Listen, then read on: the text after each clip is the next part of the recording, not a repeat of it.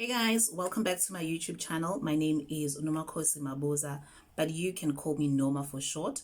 The channel is growing by the numbers, and I'm really happy to see that. If you're new, welcome. And if you've been around and you're a loyal subscriber, thank you for coming back once more. Now, today I'm going to tell you a story because I haven't done story times in a long time. So, before we get into the story, roll the clip.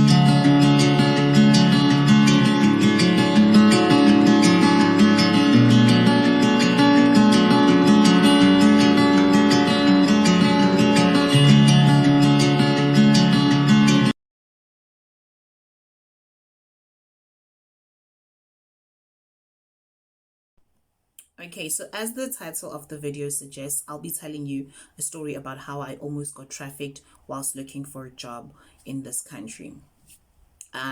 So I was a student, and for some reason I took time off studying, and during that time I thought, well, I have a lot of time on my hands and I'm bored at home. Let me go and find a job. There was not necessarily any pressure for me to find a job, but I'm a kind of person who doesn't just like lounging around and just relaxing. Because I was young, I knew I was going to go back to school the next semester, so I went onto my computer, my laptop. I looked for a job, and I came across this job, which was working as an attendant, whether you work as a flight attendant or as an attendant on the bus, the long distance buses, by the way. So I sent in my resume, I sent in my application alongside my resume, and lo and behold, I got a response. I got a phone call saying I've been scheduled for an interview. So I get I'm not really good with names of streets, but I think I want to say it's Gardner Street, but I could be wrong. But it's, so they scheduled the interview, and then I had to go to the interview. So this man tells me where it is. Now, if you know Durban, let me see, the post office, the road up, like the road by the main post office at the workshop, there's a road that just cuts through, and it's the other side off West Street. There's a building there. I think it has Old Mutuals and it has offices. So the guy gave me the address. I looked it up. I knew where it was. And then I got dressed. I got ready. I was going for a job as a flight attendant. So one of the requirements was that you had to wear stilettos. So I was a bit tinier than I am now. Yes, I was slender. I was slender before. Okay, and then I go by myself, and I get there. I sign in, and when I sign in, the security just asked me, where are you going to? And I told him the number, the room number, whatever this person had given me, because usually people hire the office space there, so it's different offices. So the security guard looks at me like he just had this look, but he didn't say anything. So anyway, I signed in. I get on the elevator and I get to the top floor, to the floor that I was going to. I come out and I look for the office number. On the doors they have their numbers. Then I see the number, and then I knock, and I went inside. The guy welcomed me, said, come inside. I have no idea where this guy was from. I do not know his country of origin. I will not lie and say I know where he was from. But his accent did not sound like Umasiya or something like that. He didn't sound like he was a local. But I have no idea where he's from. Anyway, I come in and he greets me and he's like, how are you? I'm fine. And then I look around. There's nobody. Like, nobody. We're all looking for a job to be flight attendants. There should be a couple of people. There was nobody. I'm like, okay, no problem. I get inside. He gets out this piece of paper. He just had a laptop on his desk and a stapler and a ruler and an exam pad. I am just like, what in the world is going on? Because let's be honest, that's not giving what it's supposed to be giving. Hold on, let me fix the lights. Let me just turn on my actual light so that even if the sunshine goes down, then everything is fine. Okay, so I get in.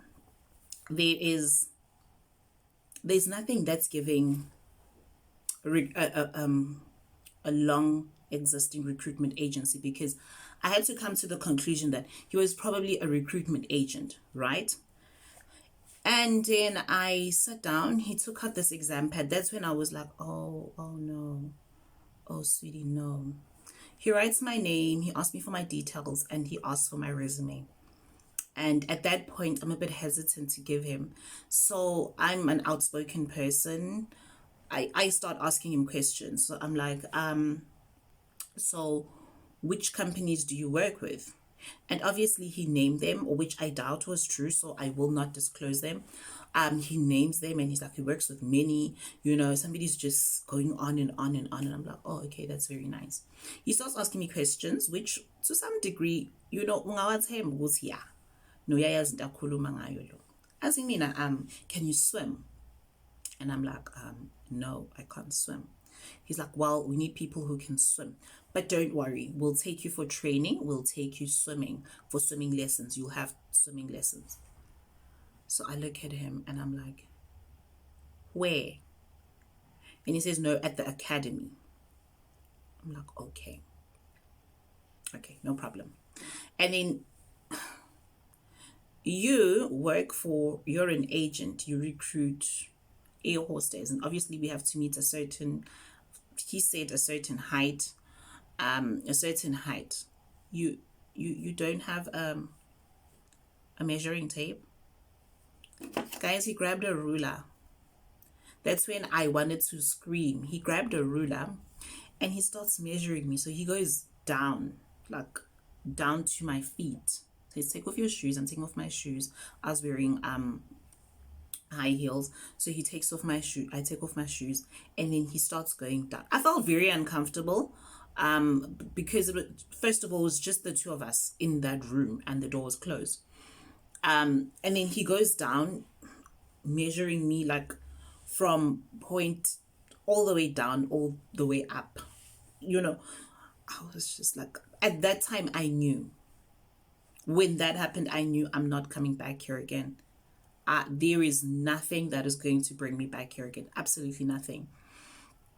So now I had to try and find a way to get out. There's no telephone on the desk. There is no business cards. There is nothing that suggests that this is a long-standing recruitment agency. This is like, I can pack everything in one bag and be out of here. Like I was never here. That's what his office was giving. And that's what scared me the most, is that his desk looked like you could literally pack everything. There was a stapler, a couple of pens, a laptop, and his cell phone.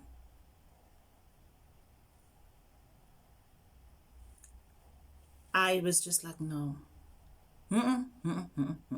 I don't know what it is, but something is not right here. Something is not right. So he takes down my details, my height. Then now he starts asking me how much, like my circumference. Like I'm like, angazi, I don't know anything. I don't know. And then he asked me how much do I weigh, what do I weigh. I told him what my weight is. And then, okay, a call comes in for him. His phone rings. And he answers the call in my presence. And then we carry on having a conversation. He's telling me, oh, you'll be working in many different countries. So do you have a passport or an ID? A passport. Yeah, he asked me, do I have a passport? I'm like, yes, I have a passport. And he's like, okay, that's good, because you'll be working in many different countries. And he says, how soon can you start? I say to him, well, I still need to go for swimming lessons, right? So I think after the swimming lessons, like, yeah, no problem. We'll take you to the academy where you can go do your swimming lessons. There'll be other people. And I'm just waiting for somebody else, Pella, to come in because, you know, and then his phone rings once again, and he takes the call, and then he goes outside with this call. He gets out of the office and he leaves me in the office. That was my chance.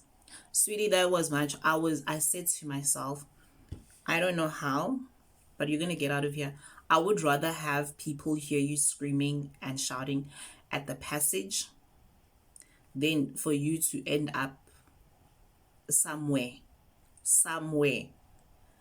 Because this is not going where it's going. Because the guy takes the call. He's like, yes. And then he's like, no, we have one person here. And I'm like, one person? Okay. Maybe he's talking to a company that he's recruiting for. Why does he need to excuse himself? And I looked around. There was nothing that would make it difficult for this office to be packed up. I grabbed my resume. I opened the door. I have no idea where this man was. And I got out. I didn't even take the stairs. I went into the elevator, and I was hoping that if I get into the elevator, he's not in the elevator, but I got in. And because it's a busy place, there are many different people and different offices. I was hoping that there'll be somebody there. I was not thinking right. Into ngangifuna ukuphuma lapha. Ngingena elevator. Mangifika ezantsi, the security looked at me in like so much disbelief. Uphumile. I'm like, yeah, ngiphumile. I'd say, ungabuphindi uye lapha. Ungaphindi nje uye lapha. And I'm looking at this man, I'm like, how? Only now you want to tell me that I shouldn't have gone in there. And he asked me, did you get your documents? And I'm like, yes, I got my He's like, go. The man said to me, go. Sweetie, I went. I was wearing a dress. So when I got out, I had like a jersey. I always carry a jersey because always I carry a jersey. I was like, it's going to be quicker to identify me with this. Let me just put on this jersey, this coat that I had on. So I put on this coat and I went as fast as I could, and I went to our taxi rank and I got into the taxi and I said a little prayer and I said, thank God, because I was gone. I felt like I was sold. So with that being said, I know that there's a serious crisis in our country when it comes to employment opportunities for young people, and we all desperately trying to make a living.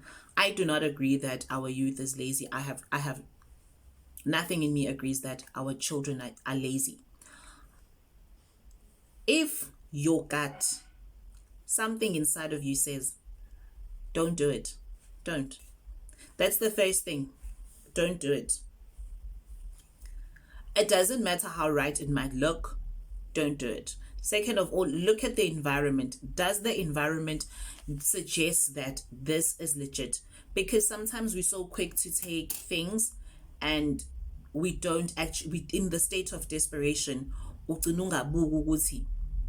iya-correlate yini lento lena, inalo iqiniso, like iphelele noma am I just giving half of the story? Somebody's going to say, no, you can't give me calls, strictly WhatsApp. Why? Ask yourself why. I need to converse with you, because on WhatsApp I could be chatting to anybody. So look at your environment and look at the details that you're giving. If they are giving sketchy, if they are giving you feelings of insecurity, go. Don't take it. Because a lot of people end up being trafficked because they're in that state of desperation and they're looking for a job and they are young. And most of them are people think are gullible and they will fall for it. It's probably a scam. Because I could have said, okay, I'm just going to go to the academy. What academy is it? Because I asked him for the name. The guy didn't give me the name. He didn't give me the name. And his business is not registered anywhere. So when I see young people, I saw one girl who was telling a story on TikTok, and she's talking about how this guy is giving them their details and saying they must come for jobs and stuff like that. And if it's giving you sketchy, if anything is giving you sketchy, it's giving you mixed feelings and mixed signals, just you rather be on the safe side and not do it. Because if you do it and you end up regretting, that's another story for another day. So that's what I wanted to share with you, because I haven't done a story time in a long time. That's what I wanted to share with you. Go to an agency that you know is registered, that if you Google search it, it will come up. It probably has some reviews. That's a good place to start. If you see or you hear other people saying "Kuyasiqashwa ngapha," and then there's a lot of people going there, there is safety in numbers. It's best to go to that place, or to go to a reputable place or a reputable company that is known, that you can literally say, well, this is the company I'd gone to. Ungantshontshwa nje untshontshe ngento umuntu azothi maseyibuka kodwa nawe sisikwakwenze njani, you know. And then now mawusuhleli wedwa uyibuza ukuthi kwangabe ngangingenwe yini. So thank you so much for coming, stopping by. I'm going to be shooting the next video looking like this, and that one is going up on Monday. That video is talking about, I'll say five things I hate about teaching English online, because I know some of you followed me for English content, and then some of you just followed me for story times. So I'm going to keep the videos coming. I'll probably stay dressed like this. It's, what day is it today? It's the 11th of May. I want to shoot content today, batch it up, and put it one side so that it makes it easier for videos to flow. Thank you so much for stopping back by, and please make sure that you are safe out there. Take care of yourselves, and good luck with your job search.